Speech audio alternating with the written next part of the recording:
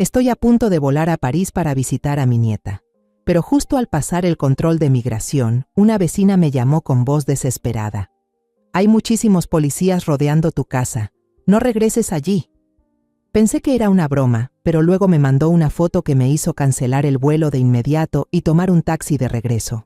Pero antes de continuar, revisa si ya te suscribiste al canal y comparte en los comentarios desde dónde nos estás viendo. Nos encantaría saber hasta dónde llegan nuestras historias de venganza. Soy María, una mujer de mediana edad que vive en Sevilla con Iván, mi hijo mayor, y su esposa. Estaba a punto de volar a Barcelona para visitar a mi primera nieta recién nacida. Mi hija menor, Paloma, acababa de dar a luz hace unos días. La alegría de convertirme en abuela me hizo olvidar la edad. Arrastraba la maleta por el aeropuerto como una niña yendo a una fiesta. Todo el proceso fue fluido. Pasé el control de seguridad y me senté en una banca metálica y fría en la sala de espera. Solo faltaban 20 minutos para que despegara el vuelo, pero justo en ese momento, el teléfono vibró con fuerza en mi bolso. La pantalla se iluminó con el nombre Rosa Vecina. Me sorprendió un poco Rosa, y yo somos buenas vecinas, pero no solemos llamarnos por teléfono. Estuve a punto de rechazar la llamada, ya que estaba por abordar el avión. Pero una corazonada extraña, una sensación de inquietud helada, recorrió mi espalda y me hizo detener el dedo deslicé para contestar. ¿Hola, Rosa? Del otro lado no estaba su voz fuerte de siempre. Era un susurro entrecortado, lleno de pánico. Doña María, no regrese a casa. Solté una carcajada. Rosa, ¿qué dice? Estoy en el aeropuerto, a punto de volar a Barcelona a ver a mi nieta. Obvio que no voy a regresar ahora. Traté de mantener el tono alegre, pensando que tal vez estaba bromeando. No estoy bromeando. La voz de Rosa temblaba, y podía escuchar claramente su respiración agitada. Hay muchísimos policías. Tienen su casa rodeada. Hay cintas rojas y blancas por todos lados. Parece una película de acción. Todos en el vecindario están afuera mirando. La sonrisa se me congeló en los labios. Mi corazón empezó a latir con fuerza, cada golpe retumbando como un tambor de guerra. ¿Qué está pasando? ¿Policía? ¿Mi casa? Aún no lo podía creer del todo. Mi mente daba vueltas con teorías absurdas. ¿Una confusión? ¿Un robo? Pero entonces, ¿por qué no debía volver? En ese instante llegó una notificación de mensaje. Era de Rosa. Con manos temblorosas lo abrí. Era una foto. Una imagen que destrozó mi mundo tranquilo en 1000 pedazos. Mi casa de siempre, con la reja verde y la bugambilia que cuidaba todos los días. Ahora estaba oculta detrás de una cinta policial roja y blanca. 2 oficiales con uniforme antidisturbios, armas en mano y rostros fríos como piedra, custodiaban la entrada. Esa escena no pertenecía a mi vida. Solo debería existir en la televisión. El teléfono se deslizó de mi mano entumecida y cayó al suelo con un clac seco. El torito de peluche también rodó fuera del bolso, quedando solo a un lado. Pasajeros del vuelo IB 2713 con destino a Barcelona, favor de presentarse en la puerta 7 para el abordaje.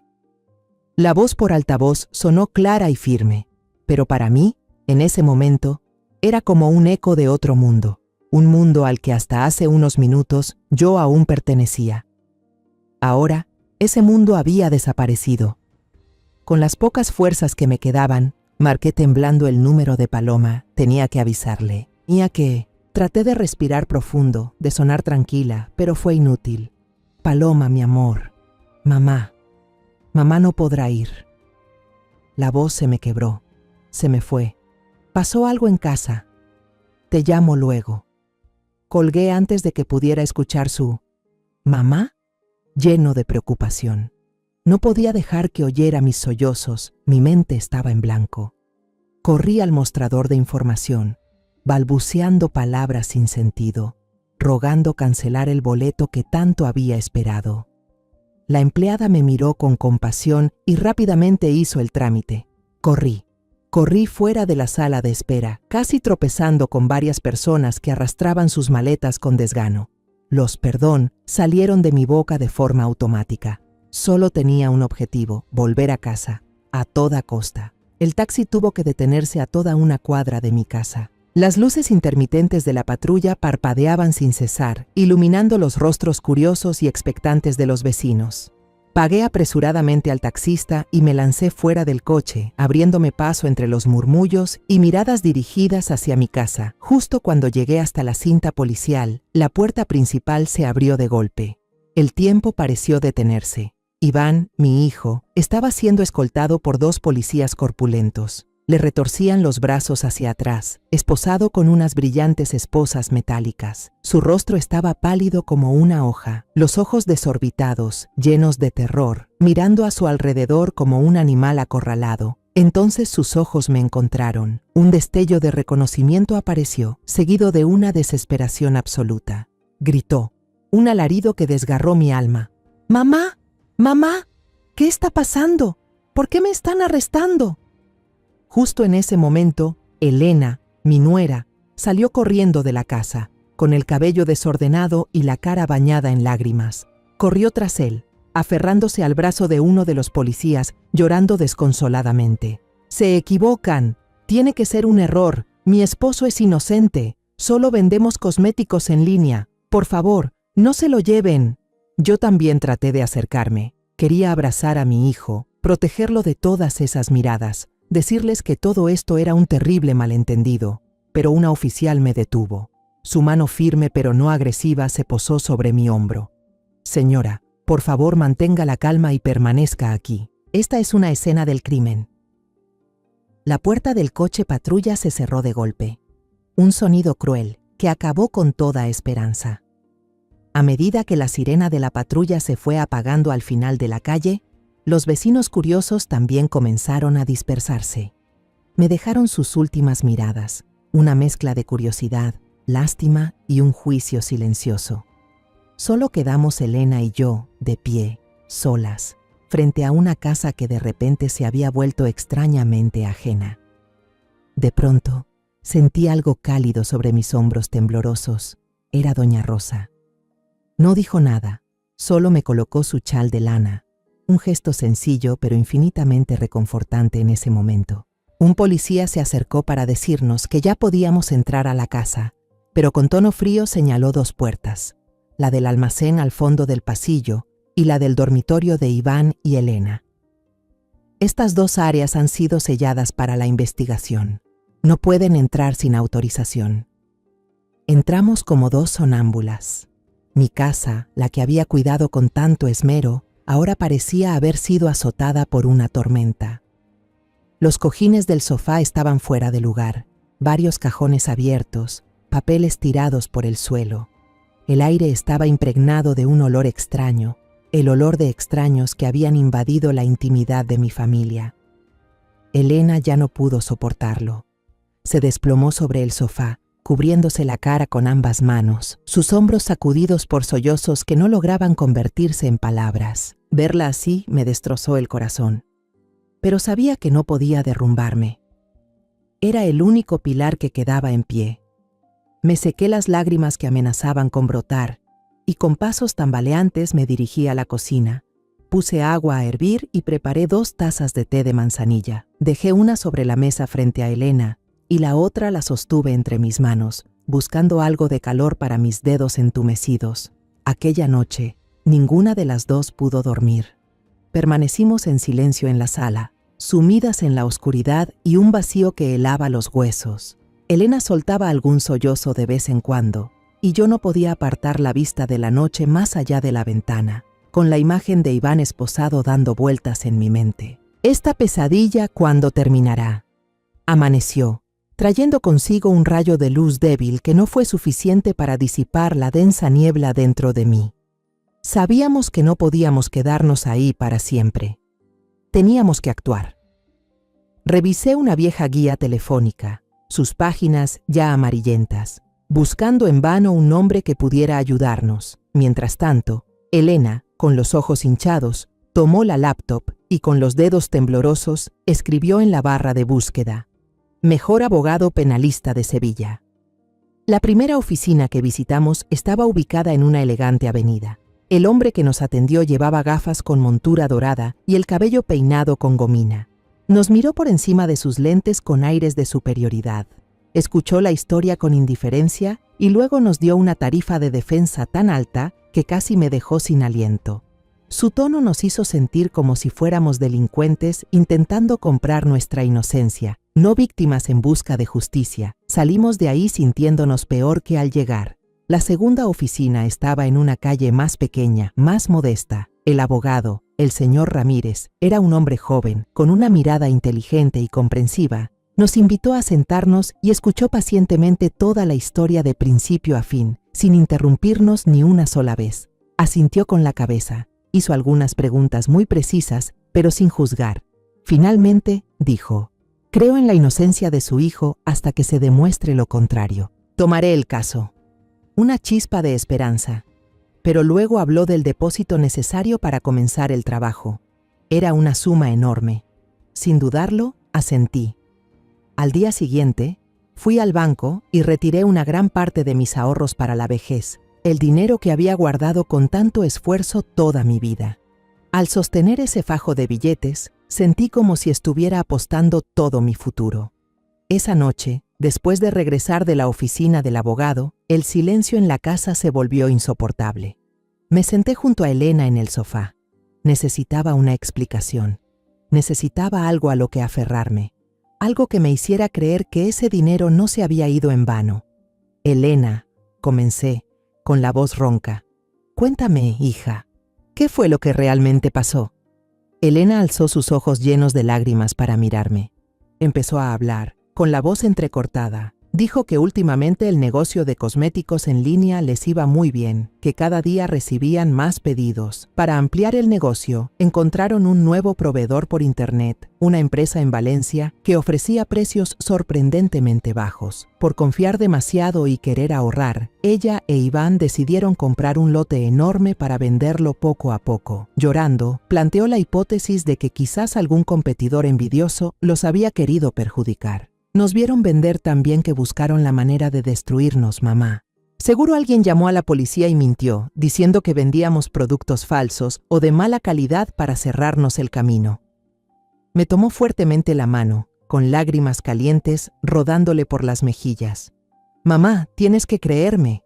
Iván y yo solo queríamos trabajar honestamente. Nunca haríamos algo ilegal. Tal vez el proveedor fue quien nos engañó, quien cambió la mercancía en secreto. Te juro que no sabía nada.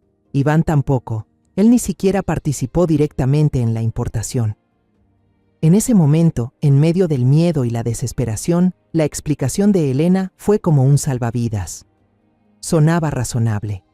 Me dio un enemigo claro a quien odiar, un competidor malintencionado o un proveedor estafador, y no la horrible posibilidad de que mi hijo fuera un criminal. Y yo, una madre destrozada, elegí aferrarme a ese salvavidas. La abracé, la consolé como si estuviera consolando a mi pequeño hijo. Los días siguientes intentamos ordenar la casa, en un esfuerzo por recuperar un poco de control sobre una vida que se nos había volteado completamente. Mientras me agachaba para recoger un cojín del sofá que se había caído al suelo, mi mano tocó algo duro y frío. Debajo del sillón, justo donde había caído el cojín, había un teléfono inteligente. Lo recogí. No era el teléfono con dibujitos que Elena solía usar. Este era delgado, completamente negro, sin funda, parecía muy caro y me resultaba totalmente desconocido. Pensé que tal vez se había caído durante el registro de la policía. Se lo entregué a Elena, que estaba quitando el polvo de una estantería cercana. «Se te cayó este teléfono, Elena». Su reacción me dejó helada. Se sobresaltó y se giró de golpe. En sus ojos apareció un destello de miedo que no pudo ocultar al ver el teléfono, y me lo arrebató de la mano casi con violencia. Lo hizo tan rápido que prácticamente me lo arrancó. Ese miedo desapareció tan rápido como había aparecido. Elena forzó una sonrisa. «Ah, sí, gracias, mamá. Este es el teléfono que uso para comunicarme con los proveedores. Lo tengo aparte solo para el trabajo». Rápidamente metió el teléfono en el bolsillo del abrigo y cambió de tema enseguida, preguntándome si quería un poco de jugo de naranja. Pero esa reacción fugaz se me quedó grabada. ¿Por qué tanto susto por un teléfono de trabajo? ¿Por qué nunca había mencionado la existencia de ese segundo celular? Traté de aferrarme a mis rutinas para no volverme loca. Regué mis macetas de geranios en el balcón, quitando con cuidado cada hoja marchita. Pero mi mente no podía dejar de dar vueltas a la imagen de Elena reaccionando con pánico. ¿Por qué ocultar un teléfono de trabajo? ¿Por qué quitármelo de las manos como si se tratara de un secreto mortal?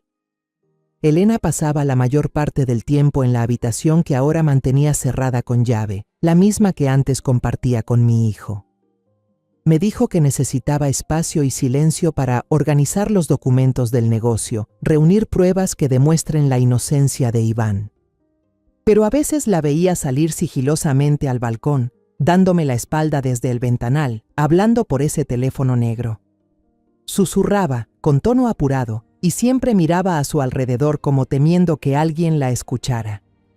Esos comportamientos eran como agujas diminutas, perforando la ya debilitada confianza que quedaba en mí. Hasta que una tarde, mientras limpiaba la cocina, sonó el teléfono fijo. Un timbre agudo, estridente, rompió el silencio asfixiante. Sentí que el corazón me daba un vuelco.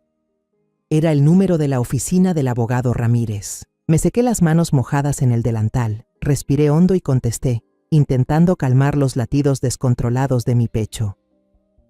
Señora María, habla Ramírez. Su voz del otro lado de la línea era muy seria.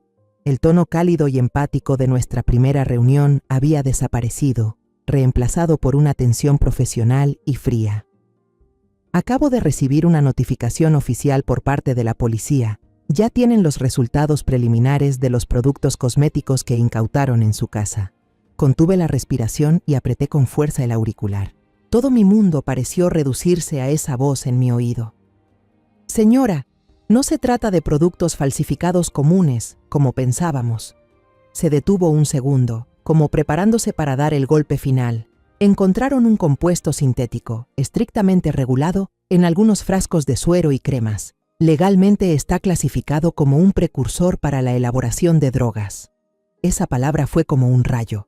El vaso de vidrio que tenía en la mano se resbaló de mis dedos sin fuerza, estrellándose contra el suelo y haciéndose añicos. El estruendo fue agudo, ensordecedor, pero ya no escuchaba nada. Mis oídos zumbaban. Todo mi mundo se vino abajo. El caso cambió por completo. Mi hijo ya no enfrentaba cargos por comercializar productos falsificados, una sanción administrativa o unos años de prisión condicional. Ahora estaba enfrentando cargos por tráfico de sustancias prohibidas, un delito que podría llevarlo a pasar décadas en prisión. Su vida, prácticamente, estaba arruinada. La voz del abogado Ramírez seguía sonando constante por el teléfono, como una sentencia dictada desde el infierno. La policía va a transferir todo el expediente del caso a la División Federal de Narcóticos. La situación se ha vuelto muy, muy grave, señora. Con manos temblorosas, toqué la puerta del cuarto de Elena. Ella la entreabrió, con el ceño fruncido por haber sido interrumpida. Tartamudeando, tratando de juntar palabras sueltas en frases coherentes, le conté lo que el abogado acababa de decir. Esperé una reacción de pánico, lágrimas, una crisis como la noche en que arrestaron a Iván. Esperé que me abrazara y lloráramos juntas por el destino trágico de su esposo. Pero no. El rostro de Elena palideció apenas un instante. Un destello de miedo cruzó sus ojos y desapareció. Luego, su expresión se volvió fría, rígida. Sus ojos no mostraban dolor, sino un cálculo afilado, helado. La primera pregunta que hizo, con una voz clara y cortante que me heló la sangre, no fue, «¿Iván va a estar bien, mamá?», ni «¿Qué vamos a hacer ahora?». Fue, «¿Dijeron qué producto exactamente? ¿De qué lote y con qué fecha de entrada?». Esa pregunta fue como un baldazo de agua helada directo a la cara. No me consoló. No lloró por su esposo. Se dio la vuelta y entró al cuarto. Empezó a caminar de un lado al otro como un animal enjaulado, con las manos entrelazadas. Murmuraba en voz alta, lo suficiente para que yo oyera: «Maldición, claro, ese lote, tiene que ser ese lote». Desde ese día, Elena se quitó por completo la máscara de nuera ejemplar, de esposa devastada. Rechazó acompañarme a la oficina del abogado, alegando que tenía que quedarse en casa para buscar pruebas importantes. La puerta de su cuarto ahora siempre estaba cerrada con llave. Muchas noches, al pasar frente a ella, la oía hablar por teléfono, en voz baja pero firme, con tono amenazante, dando órdenes. Alcancé a captar frases que nunca imaginé escuchar dentro de esta casa. Que no quede rastro. Esa red. No pueden involucrarme. Una tarde, sonó el timbre. Un repartidor entregó un paquete pequeño, sellado. Elena corrió a recibirlo antes que yo. Firmó el recibo usando un nombre falso, Carmen García, y escondió el paquete dentro de su abrigo. Al ver que la miraba, me dijo con torpeza: «Es algo personal que me mandó una amiga, mamá». Pero su mirada no buscaba explicar, sino advertirme, vigilarme. La vida dentro de nuestra jaula de silencio duró una semana más, hasta que el timbre volvió a sonar, rompiendo la calma fingida de forma brutal. 2 hombres vestidos de civil estaban en la puerta, con aspecto amable, pero ojos fríos y agudos. Mostraron sus placas y pidieron hablar con la señorita Elena Vargas. Mi corazón se encogió. Pensé que ya no podría ocultarlo, que el miedo se reflejaría por fin en su cara. Me equivoqué. Elena salió de su cuarto con una calma inquietante. Tomó la citación oficial de manos del agente. Le echó una mirada rápida al contenido. Sin titubear, simplemente asintió y dijo con voz serena: «Entiendo. ¿A qué hora debo presentarme?». Su tranquilidad me dejó paralizada y helada. Me acerqué con firmeza en la voz. «Yo voy contigo». Elena me miró. Sus ojos reflejaron una chispa de fastidio, como si fuera a negarse. Pero algo pareció cruzarle por la mente. Se detuvo un segundo. Luego asintió.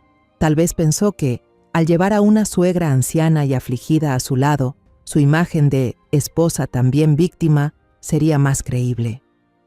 En el taxi camino a la comisaría, Elena no dijo ni una palabra. Miraba fijamente por la ventana, con el rostro inexpresivo. Llevaba puesta una blusa blanca sencilla, pantalón de vestir negro y el cabello recogido pulcramente en la nuca. No parecía una mujer con el esposo detenido, a punto de enfrentar un interrogatorio tenso. Parecía una ejecutiva astuta a punto de entrar a una reunión importante, una reunión que había preparado meticulosamente y de la cual estaba segura de salir victoriosa. Al llegar, condujeron a Elena a una sala pequeña con una puerta gris y fría. A mí me pidieron esperar afuera, sentada en una fila de sillas metálicas heladas, alineadas en el pasillo. La puerta se cerró, tragándosela, y me dejó sola con un miedo que me devoraba por dentro. El tiempo pasó con una lentitud cruel.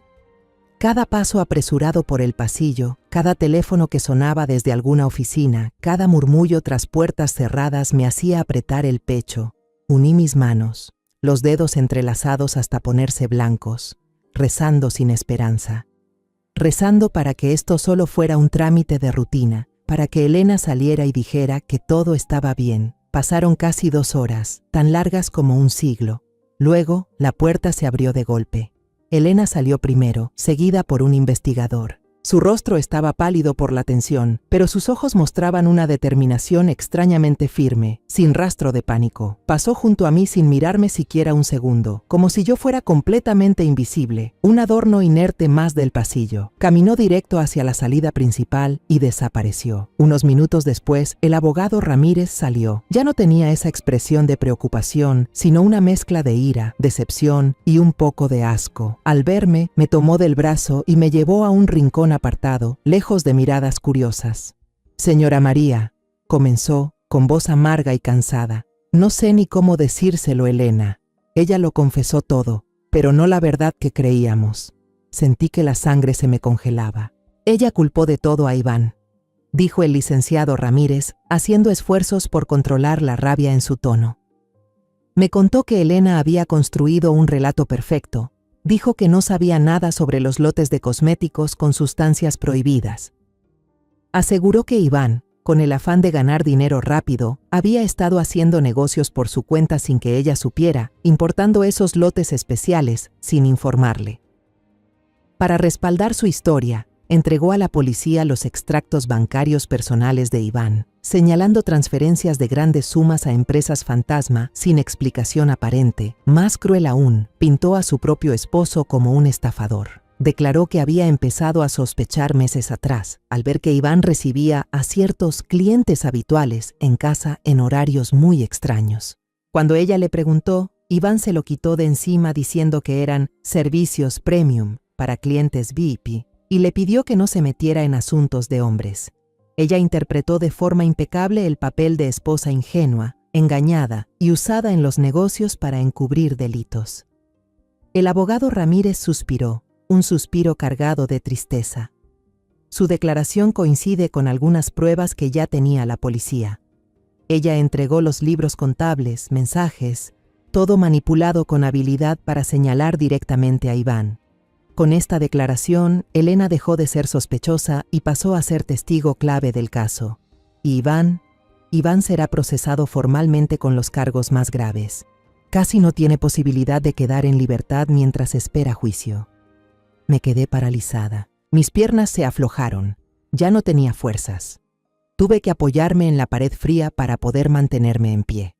Mi nuera, la muchacha a la que alguna vez quise, a la que traté como a una hija, no solo abandonó a mi hijo en su peor momento. Fue ella misma, con sus mentiras más crueles, quien cavó una tumba bien honda y empujó a mi hijo dentro. No sé cómo logré tomar un taxi y volver a casa. Cuando abrí la puerta, Elena ya estaba ahí. Estaba en la cocina, preparando tranquilamente una taza de té de manzanilla, como si acabara de regresar de un paseo por el parque. Me quedé en la entrada de la cocina, mirando fijamente su espalda. Todo mi cuerpo temblaba de rabia. Con una voz ronca, rota, le pregunté una sola palabra. ¿Por qué? Elena dejó lentamente la taza sobre la mesa. Se dio la vuelta y por primera vez desde que ocurrió la tragedia, dejó de actuar. La máscara de inocencia y dolor se cayó, revelando un rostro frío y desconocido, aterrador. Habló, marcando cada palabra, cada frase como un cuchillo clavándose en mi pecho. Porque yo no puedo ir a la cárcel, mamá. Tengo toda una vida por delante. Iván es diferente. Él es demasiado débil y confiado. Él mismo firmó todos los papeles de importación, los contratos. Entre él y yo, la ley siempre va a creerle a una mujer débil, engañada como yo, solo hice lo necesario para salvarme. Se encogió de hombros como si arruinar la vida de una persona fuera apenas una pequeña molestia. Tomó su taza de té, pasó junto a mí sin siquiera mirarme. La puerta del cuarto se cerró de golpe. El sonido del cerrojo se oyó seco y firme en medio del silencio de la casa. Ese sonido era como una sentencia de muerte, pero no para Iván en la cárcel, sino para toda la humanidad y la fe que me quedaban. Esa noche no volví a mi cuarto. Me quedé sentada en el viejo sillón del salón, el que más le gustaba a mi difunto esposo. Estuve ahí toda la noche, mirando fijamente la puerta cerrada del cuarto de Elena.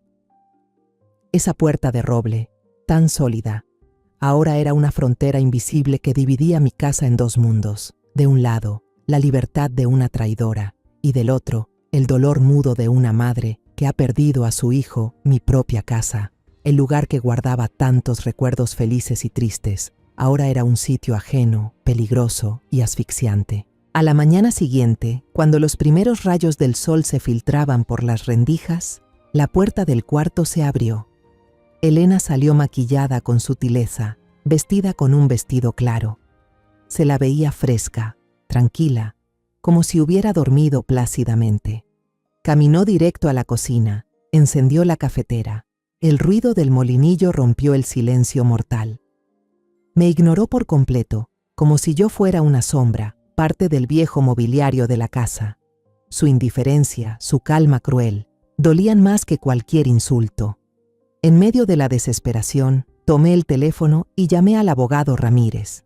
Le supliqué, le rogué que encontrara alguna forma, algún hueco en ese montón de pruebas falsas. Su voz del otro lado sonaba agotada, impotente. Señora María, de verdad lo lamento mucho. El testimonio de ella, junto con los papeles a nombre de Iván que presentó, forman un expediente demasiado sólido. Nuestras palabras no tienen peso, no tenemos nada para contradecir. Legalmente estamos contra la pared. Colgué. Mi mano cayó sin fuerza. Contra la pared. Sí. Me habían arrinconado contra la pared de la injusticia. Me di cuenta de que ya no podía esperar nada de nadie. La justicia, para mí en ese momento, no era una balanza de razón, sino un juego cruel de pruebas y mentiras perfectamente construidas, y Elena, con su astucia, estaba ganando. En ese momento oscuro, un nombre se me vino a la mente: Miguel, mi primo, un ex policía ya retirado, que ahora llevaba una vida tranquila en Málaga. No hablábamos mucho y nunca quise molestarlo con mis problemas, pero ahora no tenía otra opción. Él era mi única esperanza. Me puse el suéter a toda prisa y salí de casa. No me atreví a usar mi teléfono. Caminé hasta una vieja cabina telefónica cerca de la iglesia, esa donde los niños del barrio solían jugar. Con manos temblorosas, marqué uno a uno los números que me sabía de memoria. Cuando escuché su voz familiar, se me hizo un nudo en la garganta. Le conté todo sin omitir ningún detalle, desde la llamada fatídica en el aeropuerto, los comportamientos sospechosos de Elena, el celular oculto, hasta el testimonio cruel que arrastró a Iván al infierno. Miguel guardó silencio del otro lado de la línea, pero no era un silencio indiferente, sino uno lleno de concentración, como el de un policía con experiencia. Cuando terminé, suspiró, un suspiro largo, cargado de tristeza. María, lamento mucho escuchar todo esto. Este asunto ya está más allá de lo que puede manejar un abogado común. Ellos solo pueden defenderse con lo que la policía les da. Hizo una pausa y luego añadió: conozco a alguien. Es un detective privado. Fue colega mío en Sevilla. Muy bueno, tal vez el mejor, pero también caro y extremadamente discreto. ¿Estás segura de querer meterte en esto? No hay garantías. Y una vez que empieces, no habrá vuelta atrás. Ya no tengo nada que perder, Miguel, le respondí con firmeza. El dolor se había transformado en determinación. Miguel me dio una dirección. No era una oficina, sino el nombre de un bar pequeño y viejo. El Laberinto. Estaba escondido en un callejón del viejo barrio de Triana. Al día siguiente, le dije a Elena que iba a la iglesia a rezar por Iván. Era una mentira, pero una necesaria.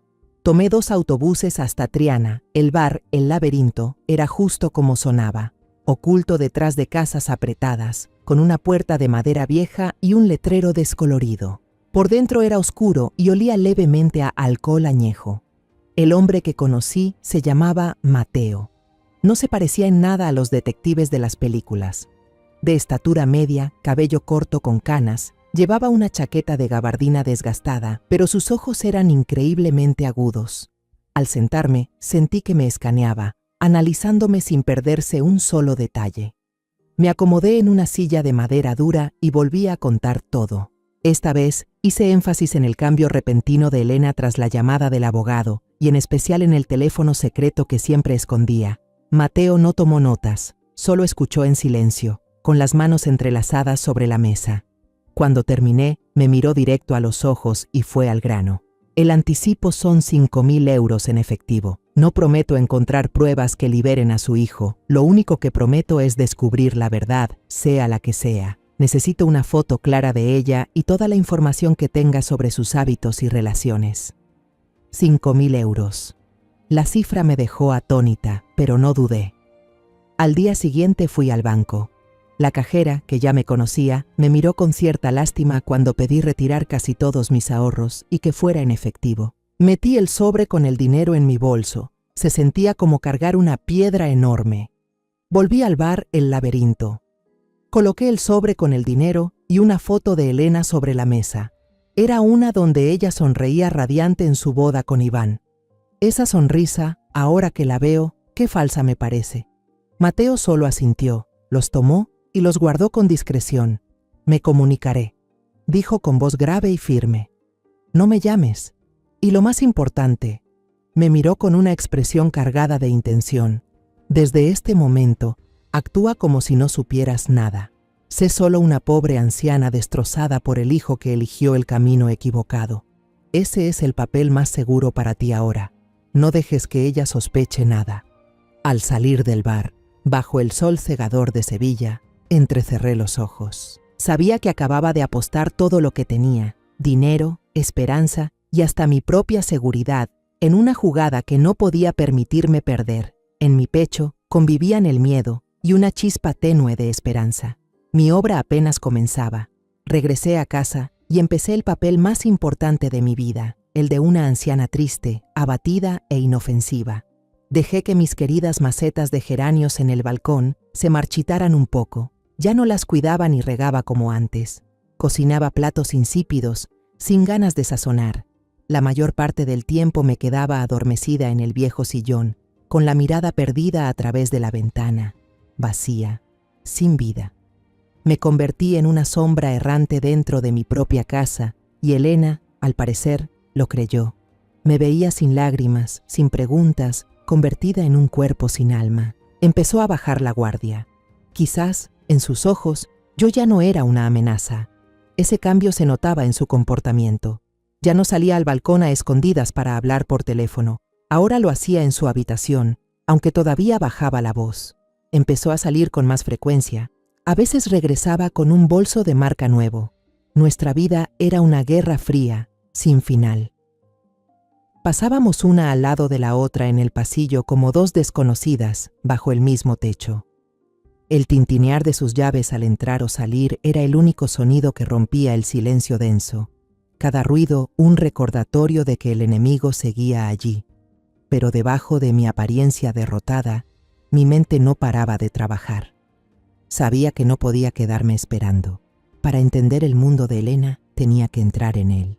Puse como excusa el aburrimiento para ir a casa de mi vecina Rosa y pedirle prestada su vieja tableta, diciendo que quería leer noticias para distraerme. Rosa, tan amable, me la dio de inmediato y hasta me pidió que cuidara mi salud. Esa noche, cuando Elena cerró con llave la puerta de su cuarto, me senté en la cocina bajo la luz amarillenta y creé una cuenta falsa de Facebook. Escogí un nombre muy común, Carmen Soler, y una foto de perfil con una margarita. Desde esa cuenta anónima empecé a seguir la página de ventas online, Elena's Beauty Secret.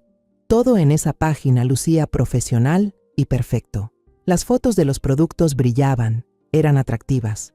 Las publicaciones con consejos de belleza, los videos de maquillaje, recibían cientos de comentarios positivos y halagos de clientes. Revisé los productos, cremas, serums, mascarillas. Los precios eran razonables, entre 20 y 50 euros. A simple vista, era un negocio exitoso de cosméticos, completamente limpio. No había nada raro, pero lo extraño estaba en la vida real. Una tarde de martes, mientras fingía tender unas toallas en el balcón, un Audi gris grafito se detuvo frente a la casa. Me sobresalté y me escondí tras la bugambilia. Una mujer elegante, con gafas de sol grandes que cubrían casi todo su rostro, bajó del auto. No tocó el timbre. Solo se apoyó en el coche, sacó su celular y envió un mensaje. Casi de inmediato, escuché la puerta del cuarto de Elena abrirse. Bajó las escaleras con una pequeña bolsa de papel en la mano, del tipo que suelen usar las tiendas de cosméticos. El intercambio no duró ni un minuto, fue rápido y frío. Elena le entregó la bolsa a la mujer. A cambio, la mujer le dio un sobre marrón que parecía bastante grueso. No hubo saludos ni sonrisas de cortesía. Al terminar el trato, la mujer subió al coche y se marchó a toda velocidad. Sentí que el corazón se me detenía. Así no es como se venden productos de belleza. Y no fue la única vez. El jueves por la tarde fue un hombre de mediana edad, vestido elegantemente con traje, en un BMW negro brillante. El sábado por la mañana fue un joven con pinta de influencer, montado en una motocicleta ruidosa de gran cilindrada. El patrón siempre era el mismo: vehículos lujosos, clientes que nunca entraban a la casa y un intercambio relámpago, una bolsita por un sobre lleno de dinero. Elena nunca aceptaba transferencias bancarias, todo era en efectivo. ¿Quiénes eran esos clientes? ¿Por qué tenían que hacer negocios de forma tan secreta y sospechosa? Una noche, después de que se fue el hombre del BMW, una idea loca cruzó por mi cabeza. Esperé a que Elena volviera a su cuarto. Luego agarré la bolsa de basura y fingí ir a tirarla. Vi que en el contenedor común del vecindario había una cajita de cartón que estaba segura que Elena acababa de tirar. Con el corazón latiéndome a 1000, miré a mi alrededor. No había nadie, así que me arriesgué y la saqué. Era la caja de un sérum con extracto de oro de 24 quilates. Exactamente el mismo producto que ella promocionaba con bombo y platillo en su página de ventas por 45 euros. Sostuve la caja en la mano, la cabeza me daba vueltas. Un frasco de sérum a 45 euros y el sobre que le entregó ese hombre, apuesto que tenía al menos varios miles de euros. Esa diferencia absurda solo podía tener una explicación. Ya lo entendía. Los frascos bonitos, las promesas seductoras, todo era fachada. Lo que realmente se vendía, lo que valía una fortuna, era lo que estaba dentro de esos frascos. Volví a casa temblando.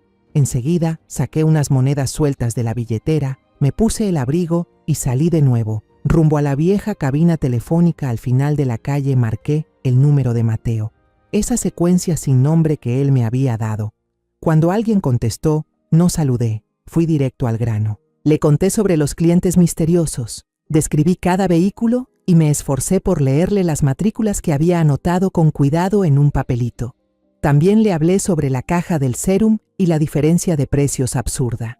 Al otro lado, Mateo solo escuchaba en silencio. Cuando terminé, solo dijo una frase breve, con voz neutra, sin emociones. Muy bien, señora María. Es información valiosa. Siga observando y, sobre todo, tenga mucho cuidado. Colgué con la palma empapada en sudor. Caminé en la oscuridad con el corazón encogido por el miedo, pero con una chispa de esperanza. Las piezas sueltas del rompecabezas ya estaban sobre la mesa. Ahora solo podía confiar en que aquel detective misterioso supiera unirlas antes de que fuera demasiado tarde. Después de la llamada con Mateo, los días siguientes pasaron en un silencio tenso, como una cuerda a punto de romperse. Cada timbre del teléfono, cada motor que se detenía de golpe en la calle me hacía brincar, con el corazón golpeando en el pecho. Vivía en un estado constante de espera, con miedo y esperanza mezclados, sin saber qué podía pasar. Mi papel se hacía cada vez más difícil. Tenía que forzarme a ocultar la ansiedad que me consumía por dentro bajo una fachada de confusión y tristeza. En medio de esos días eternos, me permitieron visitar a Iván. Ver a mi hijo a través del vidrio grueso y helado de la sala de visitas fue como sentir 1000 puñales clavarse en el alma. Iván estaba demacrado, con los ojos hundidos, sin brillo ni esperanza. Ya no era el muchacho enérgico y alegre que yo conocía. Me preguntó con la voz ronca: «Mamá, ¿cómo está Elena? ¿Está bien?». Se me hizo un nudo en la garganta. Solo pude mentirle, una mentira cruel pero necesaria. Ella también está muy afectada, Iván. Está intentando todo con el abogado para ayudarte. No podía decirle la verdad. No podía apagar la última chispa de esperanza que todavía brillaba en los ojos desesperados de mi hijo. Verlo creer en mi mentira me hizo sentir incluso más cruel que Elena. Mientras tanto, Elena se volvía cada vez más descarada. Al no sentirse vigilada por mí, ya no solo hacía tratos con sus clientes VIP de día, sino también de madrugada. El sonido del motor de un auto lujoso parando frente a la casa a medianoche ya no era extraño. Ya no se escondía. Bajaba a recibir el paquete abiertamente. Pasaba frente a mí sentada en el sillón como si yo no existiera. Su confianza me daba tanto rabia como repulsión. Habían pasado casi 2 semanas desde la llamada a Mateo. 2 semanas eternas. Mi esperanza se iba apagando, dando paso a la desesperación. Tal vez Mateo no había encontrado nada. Tal vez los ahorros de toda mi vida se habían perdido. Tal vez mi hijo iba a pudrirse en la cárcel. Justo cuando estaba a punto de rendirme, apareció un número desconocido en la pantalla de mi celular. Temblando contesté. Una voz masculina, grave, sin emociones, habló de forma breve y tajante. Cafetería La Sombra, frente al parque. En 10 minutos. Era Mateo. El corazón me latía como loco, desbocado. Me puse un suéter delgado encima. Le dije algo al pasar a Elena sobre que salía a caminar para despejarme y casi salí corriendo de la casa. No me atreví a tomar un taxi. Fui caminando muy rápido, casi corriendo, hasta el lugar de la cita. La cafetería, La Sombra, era pequeña y oscura. como su nombre. Solo unos pocos clientes habituales estaban sentados por ahí. Mateo ya estaba en una mesa escondida en un rincón, de espaldas a la puerta. No dijo nada cuando llegué, solo me hizo una seña con la cabeza para que me sentara. Luego empujó hacia mí un sobre marrón, de esos que se usan para documentos. Tomé el sobre, sentí algo pequeño, duro y plano dentro. Mateo me miró directo a los ojos, con el mismo tono mecánico. Ahí adentro hay una memoria USB, míralo en casa, sola, que ella no lo vea. No muestres ninguna reacción. Luego se levantó, dejó un billete sobre la mesa y se fue en silencio, tan rápido como había llegado. Me apresuré a volver a casa, con la mano apretando el sobre en el bolsillo del abrigo, como si llevara una bomba de tiempo. Por suerte, al llegar, oí el agua corriendo en el baño. Elena se estaba bañando. Era mi oportunidad. Me metí a mi cuarto y por primera vez en semanas eché llave a la puerta temblando. Saqué mi viejo portátil y conecté la memoria USB. Un solo archivo de video apareció en la pantalla. Puse los audífonos con el corazón a punto de salirse del pecho y apreté reproducir. La pantalla se iluminó. La imagen era un poco borrosa, grabada desde un ángulo oculto y probablemente con una cámara escondida. El audio estaba distorsionado por la música fuerte. El lugar era algún bar, con luces de neón de todos los colores. Y luego, la cámara enfocó una mesa en un rincón. Vi a Elena. Estaba sentada ahí, pero no con la cara triste que yo veía todos los días, sino con una expresión aguda, segura. Frente a ella, un hombre con la cara llena de cicatrices, de aspecto muy amenazante. Elena hablaba, con una voz baja pero clara. La voz de alguien que está acostumbrada a negociar en lugares como ese. Dijo, con una sonrisa ladeada: ese tal Iván sigue ahí adentro. Los policías me creyeron completito. Déjalo ahí sentado un rato más. Se detuvo, tomó un sorbo de cóctel. Pero necesito más dinero para sobornar al abogado. Tengo que fingir que lo estamos tratando, ¿no? Para que parezca creíble. El tipo de la cara con cicatriz soltó una risa escalofriante. Eres lista, Elena.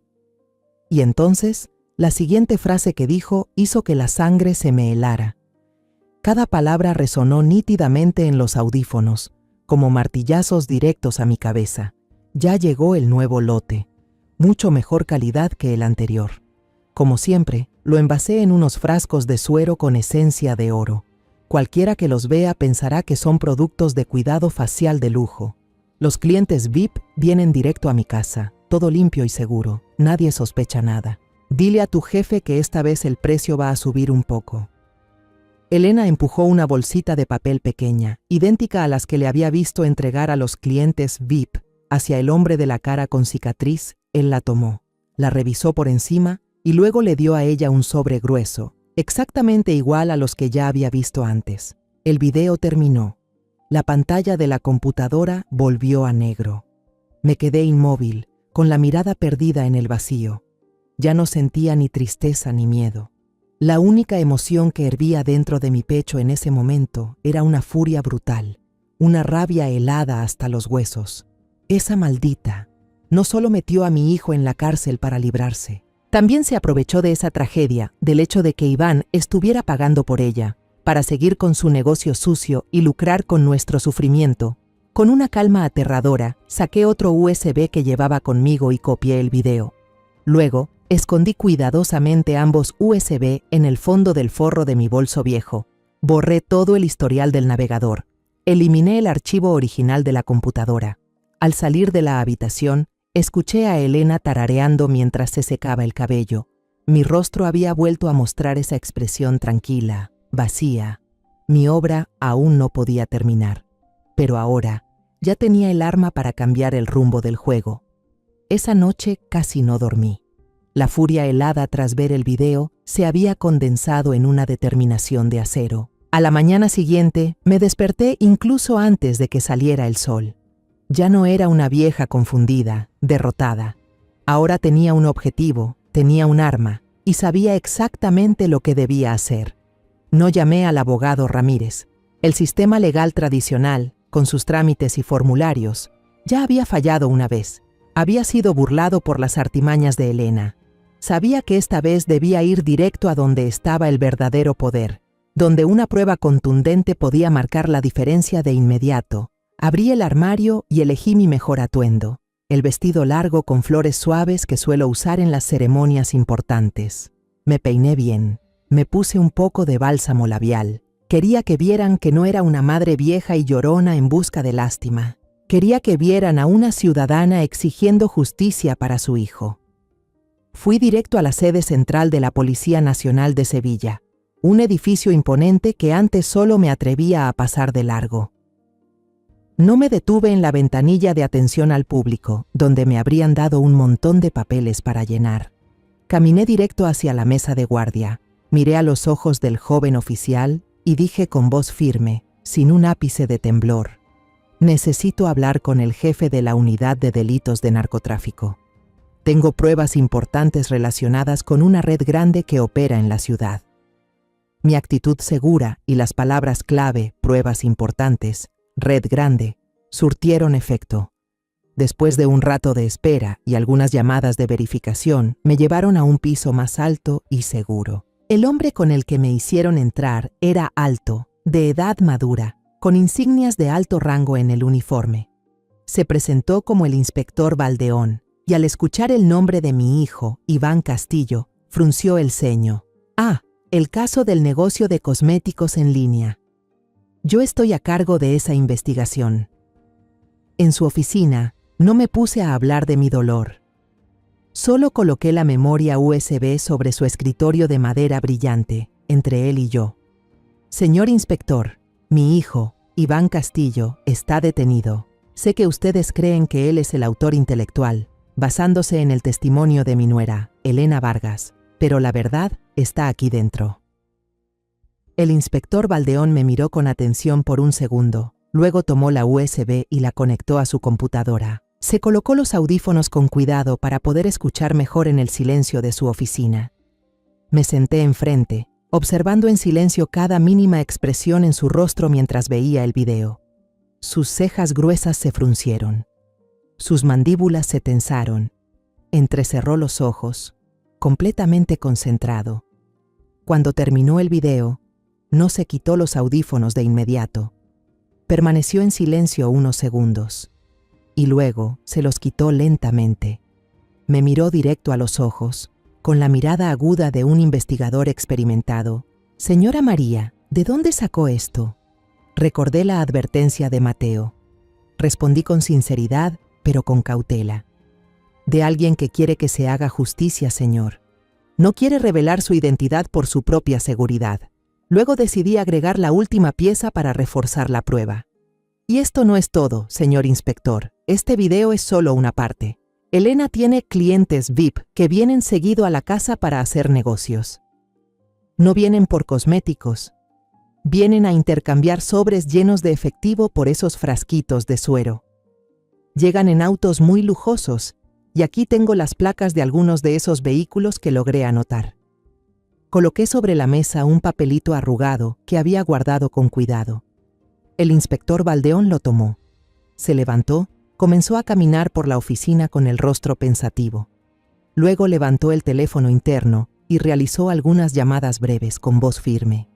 Revisen de inmediato estas placas. Envíen un equipo de vigilancia a la dirección de Elena Vargas. Sí, inmediatamente. Colgó y se volvió hacia mí. Esta vez, su mirada ya no era de desconfianza, sino de respeto. Esta prueba que usted trajo lo cambia todo. Vamos a verificar esas placas ahora mismo.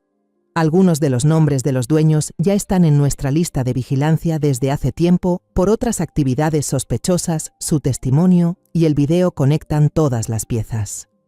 Me miró y su voz se tornó más solemne. Señora María, ha sido muy valiente. Ahora necesitamos que nos ayude con una última cosa. Algo muy importante. Vuelva a casa y actúe como si nada hubiera pasado. Siga con su papel. Vamos a preparar la orden de arresto y cateo urgente. Queremos atraparla en el acto, con las pruebas. Volví a casa, con el corazón latiendo como un tambor en el pecho. Esa tarde y esa noche fueron las más largas y tensas de mi vida. Elena no sospechaba nada. Incluso tarareaba alegremente alguna canción de moda mientras preparaba una cena lujosa solo para ella. Yo apenas comí unos pedazos de pan antes de volver a mi sillón de siempre, conteniendo la respiración. Alrededor de las 9 de la noche, justo como lo había previsto, escuché el motor de un auto detenerse afuera, pero en lugar de una transacción rápida, lo que se oyó fue el golpe en la puerta. No eran toques amables, sino golpes fuertes, decididos, con autoridad. «Policía, abra la puerta». Elena, que estaba en la cocina, se sobresaltó. El plato que tenía en la mano cayó al suelo con un estruendo. Su rostro se puso pálido del susto. Antes de que pudiera reaccionar o decir una palabra, me levanté y caminé con calma hacia la puerta. Afuera estaba el inspector Valdeón, con el rostro frío, y detrás de él, un equipo de policías armados. Él levantó la orden de cateo frente a Elena, que se había quedado paralizada en la entrada de la cocina. Elena Vargas queda arrestada bajo sospecha de tráfico y posesión de sustancias prohibidas. 2 mujeres policías se acercaron rápidamente, le torcieron los brazos hacia atrás y le pusieron las esposas. Esta vez no lloró, no gritó, no suplicó. Su cara estaba pálida como la cal, los ojos bien abiertos, fijos en mí. Una mirada cargada de odio, desconcierto e incredulidad lo entendió. Entendió quién estaba detrás de todo esto. Los policías comenzaron a registrar la casa. Fueron directo al cuarto de almacenamiento, que ya había sido desprecintado, y rápidamente forzaron una caja fuerte escondida detrás de un estante dentro. Había decenas de frascos del suero de esencia dorada, todos ordenados cuidadosamente. Un oficial, vestido con una chaqueta especial, sacó su equipo y realizó una prueba rápida ahí mismo. Colocó una gota del suero en una tira reactiva. La tira cambió de color inmediatamente a azul oscuro. El inspector Valdeón se giró hacia mí y asintió levemente. «Ya está, señora. Todo ha terminado». Se llevaron a Elena. Pasaron junto a mí en la puerta. Su mirada llena de odio se clavó en mí. Esa fue la última imagen que tengo de la nuera que alguna vez llegué a querer. Mi casa, después de tantos días sofocantes, por fin había recuperado su pureza. En los días siguientes, la noticia explotó por todos lados. El caso se convirtió en el centro de atención de toda la ciudad. En la portada de los periódicos locales aparecía la imagen de Elena, con la cara tapada, escoltada por 2 mujeres policías, junto a titulares llamativos. Desmantelan red de tráfico de nuevas sustancias disfrazada de venta de cosméticos online. El artículo decía que Elena Vargas, tras ser arrestada con pruebas irrefutables, colapsó por completo y confesó toda la red para intentar obtener clemencia. Resultó que no era solo una vendedora más, sino una pieza clave en la distribución, encargada de suministrar el producto a una clientela de alto nivel. En la ciudad, el jefe, al que el tipo de la cicatriz había mencionado en el video, una figura poderosa, también fue capturado junto con toda la red. En medio de esa tormenta mediática, el abogado Ramírez me llamó. Esta vez, su voz no sonaba cansada ni amarga, sino una mezcla de entusiasmo, alivio y un poco de vergüenza. Señora María, la felicito, y también le pido disculpas por haber dudado en algún momento. Con la confesión de la señorita Vargas y las pruebas que usted aportó, la Fiscalía ha retirado todos los cargos contra el señor Iván. La orden de prisión preventiva también ha sido anulada. Su hijo saldrá en libertad esta misma tarde. Yo esperé frente a la cárcel, un lugar al que nunca imaginé tener que ir. La ansiedad y la esperanza eran más intensas que el primer día que llevé a Iván al colegio. Cuando el pesado y frío portón se abrió lentamente, mi hijo salió. 3 meses, solo 3 meses, y parecía otra persona. Demacrado, pálido, el uniforme de preso le quedaba enorme, como si lo devorara. Entrecerró los ojos ante la luz del sol brillante, un lujo que no existe en prisión. Entonces me vio. Sus ojos, que antes estaban apagados, se iluminaron. Corrimos el uno hacia el otro, sin decir una palabra. Me abrazó con fuerza. Un hombre de casi 30 años, llorando desconsoladamente en el hombro de su madre como un niño, un llanto contenido, doloroso, ahogado por tanto tiempo. Mamá, lo siento, fui un estúpido, confié en ella. Le acaricié suavemente la espalda flaca, mientras las lágrimas también corrían por mi rostro. No fue tu culpa, Iván. Ya todo pasó. Vámonos a casa, hijo. En el taxi de regreso le conté todo a Iván. Conté el cambio de Elena, sobre el teléfono secreto, sobre la decisión de arriesgarlo todo para contratar a un detective. Hablé de los visitantes misteriosos, del frasco vacío de suero en la basura y finalmente del video. La prueba contundente que cambió el rumbo de todo. Iván escuchó en silencio, con las manos apretadas. Las emociones se sucedieron una tras otra en su rostro. Primero asombro, luego desconcierto, dolor profundo y al final una rabia helada. La traición de la mujer que había amado y en quien había confiado ciegamente era una herida más profunda y dolorosa que los 3 meses de encierro injusto. Cuando regresamos a casa, lo primero que hizo Iván no fue sentarse a descansar. Caminó directo al dormitorio de la pareja, la habitación que ya había sido desprecintada, abrió la puerta del armario y se quedó mirando los vestidos caros, los zapatos de marca, las bolsas que Elena había comprado con dinero sucio. Se quedó ahí un buen rato, luego cerró el armario en silencio. Se volvió hacia mí y dijo con una calma escalofriante: «Ya no puedo vivir aquí, mamá. Este lugar, cada rincón, cada objeto, está impregnado de mentiras». Yo lo entendí. Al día siguiente, Iván fue a la oficina del abogado Ramírez, no para agradecerle, sino para presentar la demanda de divorcio unilateral. El trámite avanzó con una rapidez inesperada. Elena, enfrentando una posible condena de décadas en prisión, no tenía ni la capacidad ni el ánimo para pelear por bienes o cualquier otra cosa. Decidimos vender la casa. Llamé a una inmobiliaria. Vinieron a tomar fotos y publicaron el anuncio. Yo no quería conservar nada que nos recordara la pesadilla vivida. Solo empacamos lo más esencial: algo de ropa, fotos antiguas de cuando Iván y Paloma eran niños y algunos objetos pequeños que pertenecieron a mi esposo. Todo lo demás, el sillón, el comedor, las plantas, lo dejamos para los nuevos dueños. Queríamos empezar de nuevo, con las manos vacías pero el alma limpia.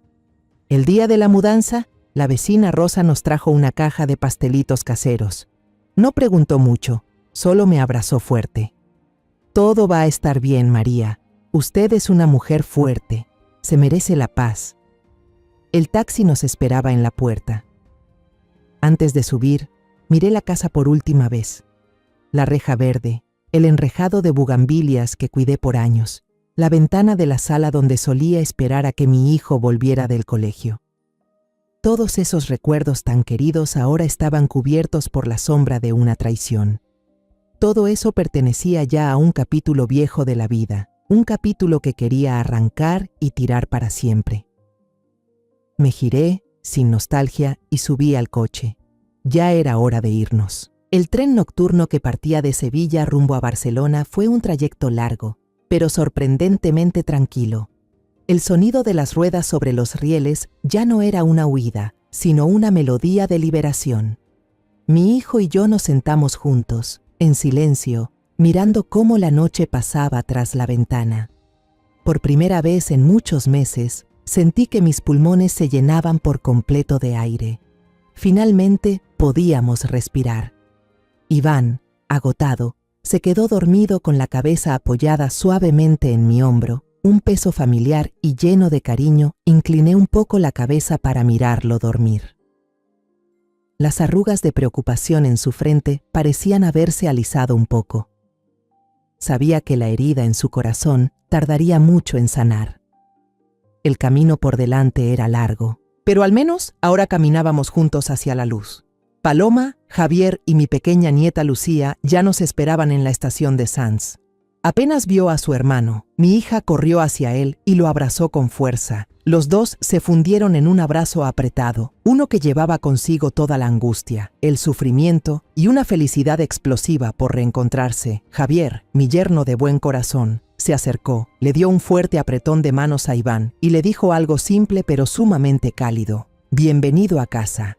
Luego, Paloma se giró hacia mí, sonrió y me entregó el pequeño tesoro que dormía plácidamente en sus brazos. En el instante en que sostuve por primera vez a mi nieta en brazos, Sintiendo su calor suave y el aroma a leche impregnando mi pecho, todo el dolor, el cansancio, el rencor acumulado durante los meses de horror desapareció como si nunca hubiesen existido. Me incliné y besé su pequeña frente. Mis lágrimas volvieron a caer, pero esta vez no eran de sufrimiento ni de rabia. Eran lágrimas de una felicidad completa, de un nuevo comienzo. El departamento de Paloma y su esposo no era grande, pero estaba lleno de luz y calidez. Desde el balcón se veía directamente el mar. De día y de noche se escuchaban las olas y el canto de las gaviotas. Allí no había fantasmas del pasado, solo el sabor salado del mar y la paz. Nuestra nueva vida comenzó con las cosas más sencillas y hermosas. Yo asumí la tarea de cuidar el pequeño jardín del balcón. Planté tomatitos cherry, algunas hierbas aromáticas y macetas de geranios coloridos que me recordaban a Sevilla, aunque de una manera completamente nueva. Remover la tierra, sembrar, regar cada día me ayudaba a reencontrar la calma interior. Ver brotar los tallos hacia la luz me hacía sentir como si yo misma estuviera renaciendo. Cada mañana ayudaba a Paloma a cuidar de Lucía para que pudiera descansar un poco o avanzar con su trabajo. Cargar a mi nieta, cambiarle los pañales, calmarla cuando lloraba y reír con ella cuando estaba feliz, llenaban los vacíos que quedaban en mi corazón. Su risa clara y contagiosa era el mejor remedio del mundo. Iván, con la ayuda entusiasta de Javier, encontró trabajo en un pequeño taller de diseño de interiores. No era un empleo glamoroso ni pagaba como antes, pero era estable y el ambiente muy amable. Cada día volvía a casa con el cansancio de un trabajador honesto, no con la tensión de quien esconde secretos o vive en la mentira. Incluso se inscribió en un curso nocturno de catalán, un esfuerzo genuino por integrarse y reconstruir su vida en esta nueva tierra. Una tarde de domingo, con un clima espléndido, salimos todos juntos a pasear por la playa. Iván llevaba a Choco, el perrito de Paloma y Javier, mientras Javier y yo empujábamos el cochecito de Lucía. El viento marino se llevaba las últimas penas que nos quedaban. Nos sentamos en una pequeña cafetería junto al mar, pedimos unas bebidas y contemplamos el atardecer sobre el Mediterráneo. El cielo cambiaba del verde agua al naranja encendido y luego al violeta profundo. Nadie habló de Sevilla. Nadie mencionó el nombre de Elena. Hablamos de los planes para el próximo fin de semana, de que a Lucía quizás ya le saldría su primer diente, de una comedia que Javier había visto la noche anterior. Hablamos del presente y del futuro, un futuro sencillo pero lleno de esperanza. Iván se volteó hacia mí y sonrió. Una sonrisa de verdad, cálida y serena. Una sonrisa que no había visto desde hace muchísimo tiempo. Me preguntó en voz baja: «Mamá, ¿eres feliz?». Dirigí la mirada hacia mi familia. Mi hijo comenzaba a reencontrarse consigo mismo. Mi hija sonreía con todo el corazón. Mi yerno, tan buen hombre, jugaba con mi nieta y la bebé dormía plácidamente bajo la brisa del mar. Inhalé profundo el aire fresco y salado del océano y asentí. Sí, hijo, mamá es muy feliz.